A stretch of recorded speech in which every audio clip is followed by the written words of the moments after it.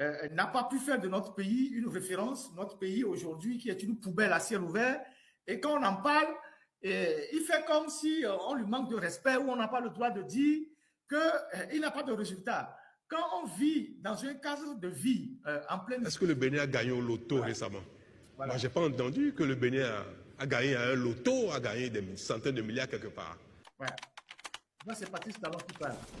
C'est notre ambition d'être les meilleurs, d'être performants, de sortir le meilleur de nous-mêmes. Pour que, même si le Bénin est situé sur le continent africain, le continent de tous les défis, même si le Bénin est situé sur ce continent, que le Bénin soit l'oasis de ce continent.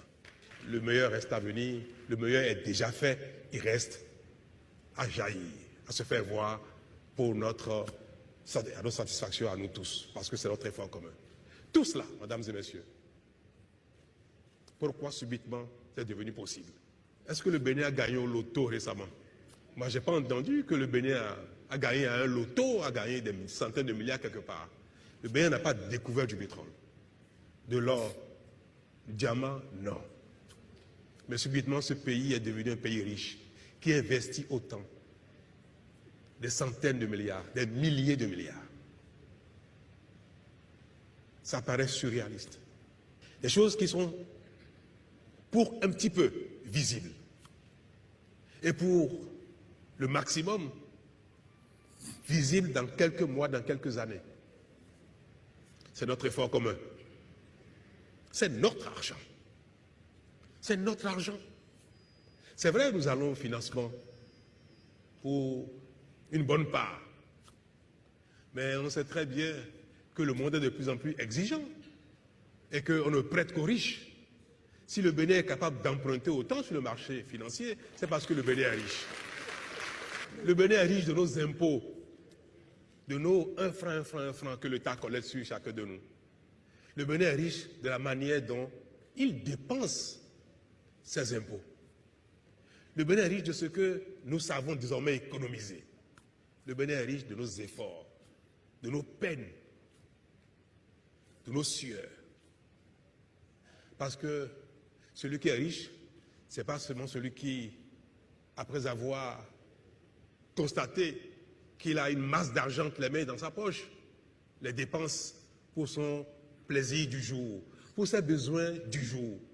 C'est celui qui sait construire durablement la satisfaction de ses besoins, qui sait construire durablement la satisfaction de ses besoins de confort et de survie. Et ça, désormais, on sait le faire.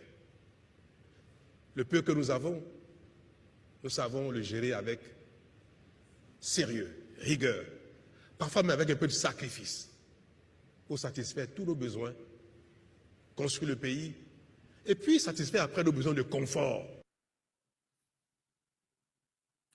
Voilà. Et le miracle, le petit miracle ou le grand miracle béninois, il n'y a pas que moi qui en parle, ou il n'y a pas que Patrice Talon qui explique aux Béninois ce qu'ils font des impôts, qu'ils collectent les 1 franc, 10 francs, 15 francs qu'ils collectent chez les Béninois, ce qu'ils en font. Il y a même un ministre, un ministre de Faure Gnassingbé, en la personne de Robert Doucet, qui a reconnu que le président Talon a transformé de manière structurelle le Bénin. Donc, ce n'est pas Ferdinand qui en parle, ce n'est pas seulement les Béninois qui en parlent, Patrice Talon qui en parle. Il y a au moins un ministre de Faure Gnassingbé qui reconnaît que, au moins au Bénin, il y a quelque chose de fondamental ou quelque chose un grand pas qui a été posé. Alors, quand Patrice Talon parle des impôts qu'ils utilisent pour développer le pays, au Togo, on fait quoi avec les impôts? Au TR, qui ferme les boutiques des gens, qui augmente les taxes, qui empêche les Togolais de la diaspora de faire des transactions. Les gens ont arrêté de faire des conteneurs à cause de l'augmentation des coûts des conteneurs, des véhicules d'occasion. On fait quoi avec ça? Il y a des individus qui s'enrichissent, comme les Tchadiens. Et sa bande je sais pas, ses femmes, ses amis et tout ça. D'ailleurs, je vais revenir, il pense que je l'ai oublié, je vais revenir sur le gros dossier de Tchadiens, parce que visiblement, il fait venir des informaticiens d'un pays de la sous-région pour venir nettoyer les serveurs de l'OTR pour faire disparaître certains documents. Je vais revenir là-dessus. Et donc, voilà, les marchés au Bénin ont été modernisés, ont été construits. Il y a un président qui rend compte aux citoyens tous les jours. Il est dans la foule, il est dans la masse. il répond aux questions de tout le monde. Pendant ce temps, au Togo, vous avez un jeune homme qui est là, à la présidence, qui est caché, qui vit dans une bulle. Il a 2 avions, les jets privés. Même pour aller chez lui à Kara, il est obligé d'aller en jet privé. Il est tellement incapable de prendre la route dans son pays pour découvrir les réalités dans lesquelles vivent ses citoyens. Et donc, on a commencé par voir les inondations à Lomé. Si la technique peut me passer les images, les dernières pluies qui sont tombées, et on en a encore pour au moins 3 ou 4 mois, au cours desquels les Togolais auront les pieds dans l'eau, les gens seront des réfugiés dans leur propre pays. Ça, vous avez l'hôpital, le CMS d'Aguenivé. Le CMS d'Aguenivé, vous avez certainement vu cette vidéo-là. Ça, nous sommes dans le CMS d'Aguenivé qui est à côté de l'église catholique.